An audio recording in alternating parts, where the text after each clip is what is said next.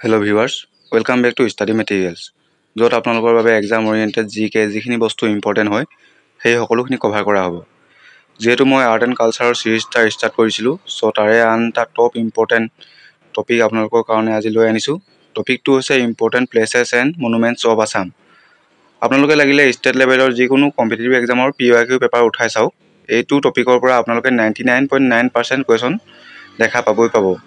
আৰু এই ভিডিওটো পাৰ্ট 1 হ'ব, যেহেতু গোটেইখিনি একেটা ভিডিওত ডিসকাস কৰাটো পসিবল নহয়, সেইকাৰণে ইয়াৰ দুটা বা তিনিটা পাৰ্ট লৈ আনিম। আপোনালোকে ভিডিওটো শেষৰলৈকে চাব আৰু নোটছ বনাই যিমান পাৰে ৰিভাইজ কৰিব, নহলে এইবোৰ বস্তু পাহৰি যোৱা হয়। আৰু যদি ভিডিওটো ভাল লাগে তেন্তে এনেকুৱা ইম্পৰ্টেণ্ট ভিডিওসমূহ পাবৰ বাবে আপোনালোকে মোৰ চেনেলটো সাবস্ক্ৰাইব কৰি বেল আইকনটো অল কৰি থব। আৰু ইয়াৰ মই পিডিএফটো মোৰ টেলিগ্ৰামত দি দিম, সো আপোনালোকে টেলিগ্ৰামত জইন হ'ব। Now let's start the video.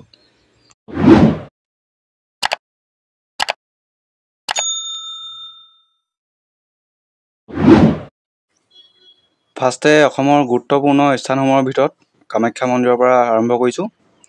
Kamakhya মন্দিৰৰ পৰা এক্সামত আহিবলগীয়া ইম্পৰ্টেণ্ট পইণ্ট কেইটা ইয়াত তলত লিখি থোৱা আছে, এবাৰ চাই লওক। কামাখ্যা মন্দিৰ কোনটো পাহাৰত অৱস্থিত? এইটো ফাৰ্ষ্ট ইম্পৰ্টেণ্ট কুৱেশ্যন। এইটো কুৱেশ্যন এক্সামত কেইবাবাৰ ৰিপিট হৈছে। সো কামাখ্যা মন্দিৰ আছে গুৱাহাটী নীলাচল পাহাৰত। ফাৰ্ষ্ট পইণ্টটো ইম্পৰ্টেণ্ট হয়, ইম্পৰ্টেণ্ট মানে মষ্ট ইম্পৰ্টেণ্ট এইটো। আৰু 51টা দেৱীপীঠৰ ভিতৰত এটা হৈছে কামাখ্যা মন্দিৰ। আৰু এই কামাখ্যা মন্দিৰৰ স্থানলৈ যোৱা ষ্টেপবোৰ যে নৰকাসুৰে নিৰ্মাণ কৰিছিলে, এই ষ্টেপবোৰ। এইটো পইণ্ট, ইয়াত নেক্সট পইণ্টটো ইম্পৰ্টেণ্ট হয়। পিছলৈ ৰজা নৰনাৰায়ণে 1565 চনৰ আশে পাশে ইয়াৰ পুনৰ নিৰ্মাণ কৰে।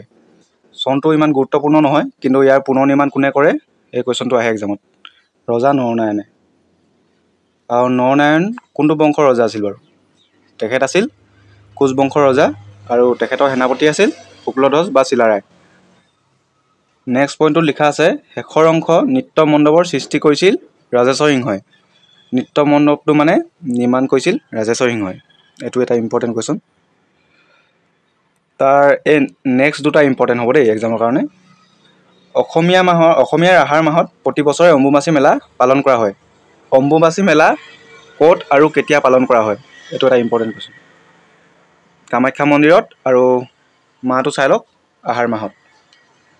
আমি সকলোৱে কামাখ্যা মন্দিৰৰ লগত ৰিলেটেড অম্বুবাচী মেলাৰ কথাই জানো, কিন্তু কামাখ্যা মন্দিৰৰ আন এক জনপ্ৰিয় উৎসৱ হৈছে মনসা পূজা। এইটো কেতিয়াবা সুধিব পাৰে, চাই থ'ব আপোনালোকে। সো যিকেইটা মই ক'লোঁ গোটেইকেইটা ইম্পৰ্টেণ্ট হয়, আৰু যিকেইটা মই ক'লোঁ যে সেইকেইটা বেছি ইম্পৰ্টেণ্ট, মষ্ট ইম্পৰ্টেণ্ট সেইকেইটা।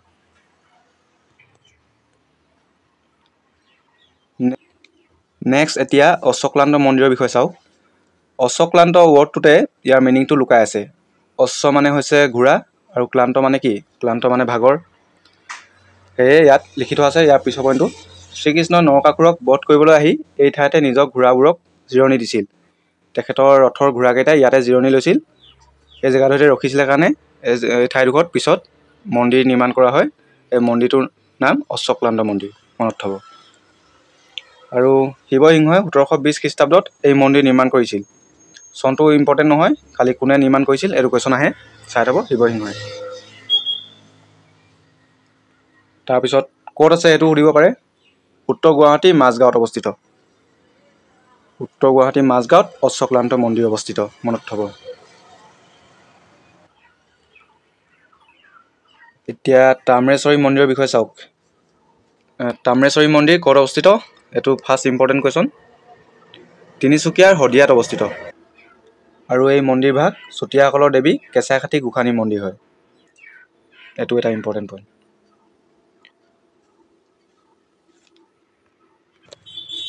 আৰু এয়া চুতীয়া ৰজাই নিৰ্মাণ কৰিছিল। কোনজন চুতীয়া ৰজাই নিৰ্মাণ কৰিছিল সেই বিষয়ে উল্লেখ নাই।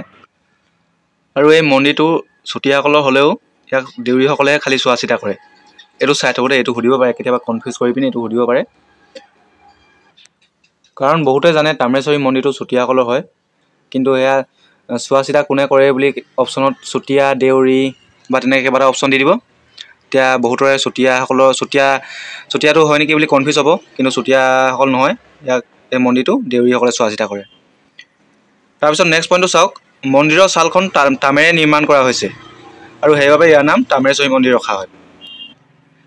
এই মন্দিৰভাগৰ ছালখন তামেৰে নিৰ্মাণ কৰা হয়, সেইকাৰণে ইয়াক এই মন্দিৰভাগক তাম্ৰেশ্বৰী মন্দিৰ নামেৰে জনা যায়। তাৰপিছত এতিয়া আহিছোঁ হয়গ্ৰীৱ মাধৱ মন্দিৰৰ বিষয়ে। এতিয়া হয়গ্ৰীৱ মাধৱ মন্দিৰৰ বিষয়ে এতিয়া প্ৰথম পইণ্টটো ইম্পৰ্টেণ্ট হয়। হয়গ্ৰীৱ মাধৱ মন্দিৰ ক'ত আছে? হাজোত আছে। আৰু কোনটো পাহাৰৰ ওপৰত আছে? মণিকোট পাহাৰত। দুইটা ইম্পৰ্টেণ্ট, মষ্ট ইম্পৰ্টেণ্ট। এটা মষ্ট ইম্পৰ্টেণ্ট হয়। সংস্কৃত ভাষাত হয় মানে হৈছে ঘোঁৰা আৰু গ্ৰীপ মানে হৈছে ডিঙি। এতিয়া হয়গ্ৰীৱ মানে হৈছে ঘোঁৰাৰ ডিঙি আৰু এয়া হৈছে কালিকা পুৰাণত উল্লেখ কৰা বিষ্ণুৰ অৱতাৰ। মন্দিৰৰ বৰ্তমানৰ গঠনটো ৰঘুদেৱ নাৰায়ণে 1583 চনত নিৰ্মাণ কৰিছিল। আকৌ কৈছোঁ চনটো নাচাব, চনটো ইমান গুৰুত্বপূৰ্ণ নহয়, খালি কোনে নিৰ্মাণ কৰিছিল সেইটো মনত থ'ব, ৰঘুদেৱ নাৰায়ণে। এই মন্দিৰভাগৰ ওচৰতে থকা ডাঙৰ পুখুৰীটোৰ নাম হৈছে মাধৱ পুখুৰী। সেইকাৰণে এই মন্দিৰভাগক হয়গ্ৰীৱ মাধৱ মন্দিৰ নামেৰে জনা যায়। এতিয়া নেক্সট সূৰ্য পাহাৰ আছে। সূৰ্য পাহাৰ ক'ত অৱস্থিত? ফাৰ্ষ্ট ইম্পৰ্টেণ্ট কুৱেশ্যন, গোৱালপাৰাত। আৰু এয়া হিন্দু, বৌদ্ধ আৰু জৈন ধৰ্মৰ দেৱ দেৱীৰ মূৰ্তি ইয়াত পোৱা যায়। এইটো কুৱেশ্যন সোধে এক্সামত, কোন ঠাইত, তলৰ কোনখন ঠাইত হিন্দু, বৌদ্ধ আৰু জৈন ধৰ্মৰ দেৱ দেৱীৰ মূৰ্তি পোৱা যায় বুলি সোধে, সেয়া হ'ব সূৰ্য পাহাৰ। কোৱা হয় যে ব্যাসদেৱে দ্বিতীয় কাশী সৃষ্টিৰ উদ্দেশ্যে 99,999টা শিৱলিংগ খোদিত কৰিছিল। এই ঠাইখনত কোৱা হয় যে 99,999টা শিৱলিংগ আছে বুলি। সেয়ে ইয়াক দ্বিতীয় কাশী নামেৰেও জনা যায়। কাৰণ কাশীত আছে 1,00,000টা শিৱলিংগ আৰু ইয়াত সূৰ্য পাহাৰত আছে 99,999টা শিৱলিংগ। এতিয়া কাশী ক'ত আছে বাৰু আপোনালোকে জানেনে? কাশী আছে বাৰাণসীত, আৰু বাৰাণসী হৈছে উত্তৰ প্ৰদেশৰ এখন চিটি। এতিয়া নেক্সট আগবাঢ়িছোঁ উগ্ৰতাৰা মন্দিৰ। উগ্ৰতাৰা হৈছে পাৰ্বতীৰ আন এটা ৰূপ আৰু তেখেতৰ নামেৰে এই মন্দিৰটো নিৰ্মাণ কৰা হৈছে। আৰু এই মন্দিৰভাগ আছে গুৱাহাটীৰ উজান বজাৰত। এইটো ইম্পৰ্টেণ্ট পইণ্ট, গুৱাহাটীৰ উজান বজাৰত আছে উগ্ৰতাৰা মন্দিৰ। ইয়াত 8টা ধাতুৰে নিৰ্মিত মূৰ্তি আছে। সুধিব পাৰে, এই পইণ্টটো মনত থ'ব দেই, কেতিয়াবা এক্সামত সুধিব পাৰে 8টা ধাতুৰে নিৰ্মিত মূৰ্তি তলৰ কোনভাগ মন্দিৰত আছে বুলি, তেতিয়া ইয়াৰ আনচাৰ হ'ব উগ্ৰতাৰা মন্দিৰ। কিংবদন্তি অনুসৰি সতীৰ নাভি অংশ ইয়াত পৰিছিল। তাৰ পিছৰ পইণ্টটো হৈছে 1725 খ্ৰীষ্টাব্দত শিৱসিংহই এই মন্দিৰ নিৰ্মাণ কৰিছিল। এইটো সুধিব পাৰে, ইম্পৰ্টেণ্ট হয়। উগ্ৰতাৰা মন্দিৰ কোনে নিৰ্মাণ কৰিছিল, ইয়াৰ আনচাৰ হ'ব শিৱসিংহ। আৰু এই মন্দিৰৰ ওচৰতে এটা পুখুৰী আছে যাৰ নাম জৰ পুখুৰী। এইটো বহুতে নাজানে, আপোনালোকে মনত থৈ দিব। তাৰ ইয়াত নৱৰাত্ৰি ধুমধামেৰে পালন কৰা হয় আৰু ইয়াক ৰাজেশ্বৰ সিংহৰ দ্বাৰা নিৰ্মাণ কৰোৱা হৈছিল। এইটো ইম্পৰ্টেণ্ট, এইটো ইম্পৰ্টেণ্ট। আৰু মন্দিৰৰ লগত জড়িত টেংকটো হৈছে শিলপুখুৰী, সুধিব পাৰে। এতিয়া নেক্সট উমানন্দ মন্দিৰৰ বিষয়ে চাওক। উমানন্দ মন্দিৰ আহোম ৰজা গদাধৰ সিংহৰ আদেশত গড়গঞা সন্দিকৈ বৰফুকনে নিৰ্মাণ কৰিছিল। কাৰ দিনত নিৰ্মাণ কৰা হৈছিল এইটো কুৱেশ্যন ইম্পৰ্টেণ্ট হয়, গদাধৰ সিংহৰ দিনত। এইটো ইম্পৰ্টেণ্ট হয়। কোনে নিৰ্মাণ কৰিছিল সেইটো ইমান নুসুধে, খালি কাৰ শাসনকালত নিৰ্মাণ কৰোৱা হৈছিল সেইটো মনত থ'ব, গদাধৰ সিংহৰ শাসনকালত। আৰু এয়া ময়ূৰ দ্বীপত অৱস্থিত। ময়ূৰ দ্বীপ হৈছে বিশ্বৰ আটাইতকৈ সৰু দ্বীপ, সেইটো মনত থ'ব, এইটো সোধে। নেক্সট পইণ্টটো চাওক, কালিকা পুৰাণৰ মতে শিৱ ইয়াত ধ্যান কৰিছিল আৰু ধ্যান ভংগ কৰাৰ বাবে কামদেৱক ছাইলৈ পৰিণত কৰিছিল। সেয়েহে এই অঞ্চলটোক ভস্মাচল বুলি কোৱা হয়। কেতিয়াবা এনেকৈ কুৱেশ্যন আহে, উমানন্দ মন্দিৰ কোনো পাহাৰত অৱস্থিত, তাৰ আনচাৰটো হ'ব ভস্মাচল, এইটো মনত থ'ব। শিৱ চতুৰ্দশী এটা গুৰুত্বপূৰ্ণ উৎসৱ। ইয়াত শিৱ চতুৰ্দশী ধুমধামেৰে পালন কৰা হয়, এইটো মনত থ'ব, এইটো সুধিব পাৰে। এতিয়া হৰাগুৰি চাপৰি চাওক। হৰাগুৰি চাপৰিত হজৰত শ্বাহ মিৰাণ ওৰফে আজান পীৰৰ দৰগাহ আছে, এইটো ইম্পৰ্টেণ্ট। আৰু হজৰত শ্বাহ মিৰাণ জিকিৰ আৰু জাৰি গীতসমূহৰ বাবে পৰিচিত। এইটো মই এবাৰ আপোনালোকক মোৰ ভিডিঅ' এটাত কোৱাইছিলোঁ, এইটো মনত থ'ব। নেক্সট এতিয়া মদন কামদেৱ। মদন কামদেৱ আছে বাইহাটা চাৰিআলি। কালিকা পুৰাণত এই স্থানক মৎস্যধ্বজ পৰ্বত বুলি উল্লেখ আছে। ইয়াত দেখিছে ফটোত মদন কামদেৱ দেৱালয়, যাক অসমৰ খাজুৰাহো বুলিও কোৱা হয়। মষ্ট ইম্পৰ্টেণ্ট, এইটো ইম্পৰ্টেণ্ট। এতিয়া নেক্সট চাওক নেঘেৰিটিং শিৱদৌলৰ বিষয়ে।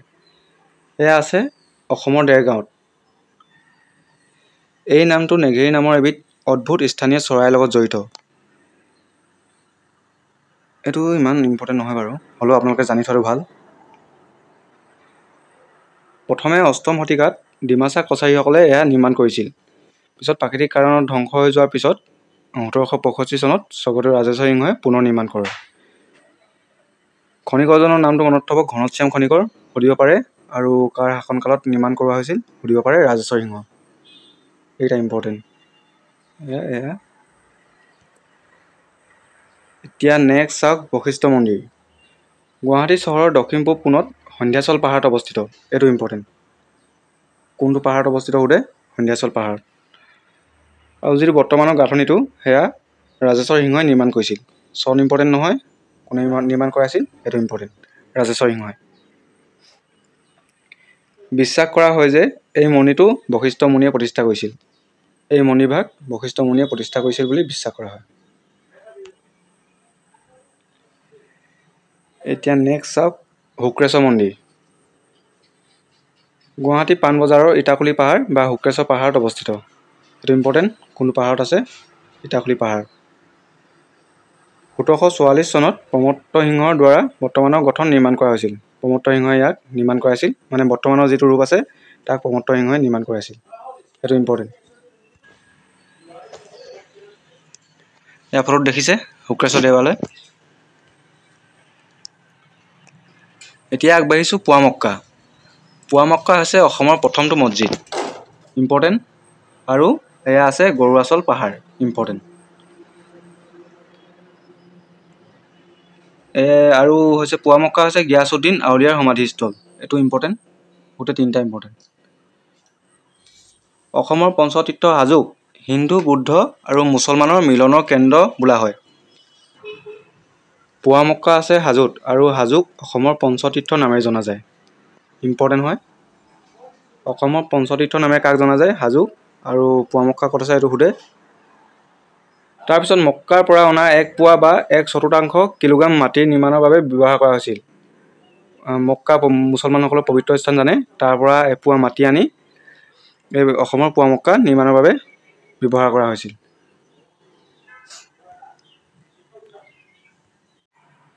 এতিয়া অসমৰ অন্যান্য গুৰুত্বপূৰ্ণ কীৰ্তিস্থানবোৰ ক'ত ক'ত আছে আৰু নিৰ্মাতা কোন হয় চাই লওক। মহামায়া থান আছে বগৰীবাৰী, ধুবুৰীত। আৰু ইয়াৰ নিৰ্মাতা কোন হয় গম পোৱা নাযায়। আপোনালোকে যদি জানে কমেণ্টত জনাই দিব। তাৰপিছত আছে মহাভৈৰৱ মন্দিৰ। এয়া আছে তেজপুৰত, আৰু বান ৰজাই ইয়াক নিৰ্মাণ কৰাইছিল, মহাভৈৰৱ মন্দিৰ। নেক্সট এতিয়া আছে গৰখীয়া দৌল। গৰখীয়া দৌল আছে যোৰহাটত, আৰু গৰখীয়া দৌল শিৱসিংহৰ ৰাজত্বকালত নিৰ্মাণ কৰোৱা হৈছিল। দীৰ্ঘেশ্বৰী মন্দিৰ আছিল দৌল গোবিন্দ পথ, আমিনগাঁও, আৰু দীৰ্ঘেশ্বৰী মন্দিৰ শিৱসিংহৰ শাসনকালত নিৰ্মাণ কৰা হৈছিল। নেক্সট চাওক ৰুদ্ৰেশ্বৰ মন্দিৰ। ৰুদ্ৰেশ্বৰ মন্দিৰ আছে উত্তৰ গুৱাহাটীত, আৰু ৰুদ্ৰেশ্বৰ মন্দিৰ প্ৰমত্ত সিংহৰ শাসনকালত নিৰ্মাণ কৰোৱা হৈছিল। নেক্সট আছে টুক্ৰেশ্বৰী। টুক্ৰেশ্বৰী আছে গোৱালপাৰাত, আৰু এয়া কুমুদ নাৰায়ণৰ শাসনকালত নিৰ্মাণ কৰোৱা হৈছিল। আৰু নাই চাগে, হয় আৰু নাই। এতিয়া গোটেইখিনি প্ৰথম পৰা আকৌ এবাৰ চাই লওক, যিখিনি ইম্পৰ্টেণ্ট হয় মই দাগ দি দিম আকৌ এবাৰ। প্ৰথম পৰা চাই যাওক, এই পইণ্টটো ইম্পৰ্টেণ্ট। তাৰপিছত এইটো মনত থ'ব পাৰিলে ভাল, মনত থৈ দিব। ৰজা নৰনাৰায়ণে আকৌ পুনৰ নিৰ্মাণ কৰিছিল, এইটো ইম্পৰ্টেণ্ট। আৰু ইয়াৰ এই দুটা ইম্পৰ্টেণ্ট, এইটা ইম্পৰ্টেণ্ট। কামাখ্যা মন্দিৰৰ হৈ গ'ল। এতিয়া অশ্বক্লান্ত মন্দিৰৰ এইটো ইম্পৰ্টেণ্ট, এইটো পইণ্ট ইম্পৰ্টেণ্ট। আকৌ তাম্ৰেশ্বৰী মন্দিৰৰ লোকেশ্যনটো ইম্পৰ্টেণ্ট, ক'ত আছে এইটো মনত থৈ দিব, কাৰ মন্দিৰ হয়। আৰু এইটো মনত থ'ব। নেক্সট হয়গ্ৰীৱ মাধৱৰ, এইটো পইণ্ট মনত থ'ব। এইটো পইণ্ট মনত থ'ব, এইটো পইণ্ট মনত থ'ব। সূৰ্য পাহাৰৰ এইটো পইণ্ট মনত থ'ব, আৰু এইটো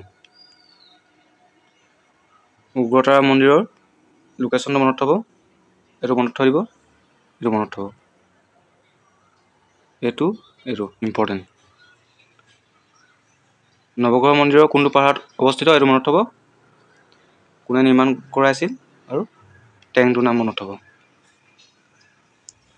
উমানন্দ মন্দিৰৰ কাৰ শাসনকালত নিৰ্মাণ কৰোৱা হৈছিল আৰু কোনটো দ্বীপত অৱস্থিত, আৰু এই অঞ্চলটোক কি নামে জনা যায় আৰু এইটো পইণ্ট মনত থ'ব। বৰাগুৰি চাপৰি এইটো পইণ্ট মনত থ'ব আৰু এইটো মনত থ'ব। মদন কামদেৱৰ এই পইণ্টটো মনত থ'ব, এই পইণ্টটো মনত থ'ব। নেঘেৰিটিং শিৱদৌলৰ এই পইণ্টটো আৰু এই মনত থ'ব, খনিকৰজনৰ নামটো মনত থ'ব আৰু ৰজাজনৰ নামটো পাৰিলে মনত থৈ দিব। বশিষ্ঠ আশ্ৰমৰ কোনটো পাহাৰত অৱস্থিত মনত থ'ব। বৰ্তমানৰ গাঁথনিটো কোনে নিৰ্মাণ কৰাইছিল এইটো মনত থ'ব আৰু শুক্ৰেশ্বৰ মন্দিৰৰ দুইটা পইণ্ট মনত থ'ব। পুৱামক্কা গোটেইখিনি ইম্পৰ্টেণ্ট ক'লোঁ মই, এই পইণ্টটো ইম্পৰ্টেণ্ট। তাৰপিছত ইয়াৰ গোটেইখিনি মনত থৈ দিব, ইমান টান নহয়। অকল লোকেশ্যনটো আৰু নিৰ্মাতা কোন হয় সেইটা মনত থ'লে হৈ যাব, গোটেইখিনি মনত থৈ দিব। তেন্তে ভিউৱাৰ্ছ, আজি ভিডিঅ'টো ইমানখিনি আছিলে। ভিডিঅ'টো কেনে পালে জনাব আৰু ইয়াৰ নেক্সট পাৰ্টটো মই অতি সোনকালে লৈ আনিম। তাৰ কাৰণে আপোনালোকে মোৰ চেনেলটো ছাবস্ক্ৰাইব কৰি বেল আইকনটো অন কৰি থ'ব আৰু যদি ভিডিঅ'টো ভাল লাগিলে তেন্তে লাইক কৰি দিব আৰু এটা কমেণ্ট কৰি দিব। ঠিক আছে তেন্তে আজিলৈ ইমানেই, আকৌ পুনৰ নতুন ভিডিঅ' এটা লগ পাম। ধন্যবাদ।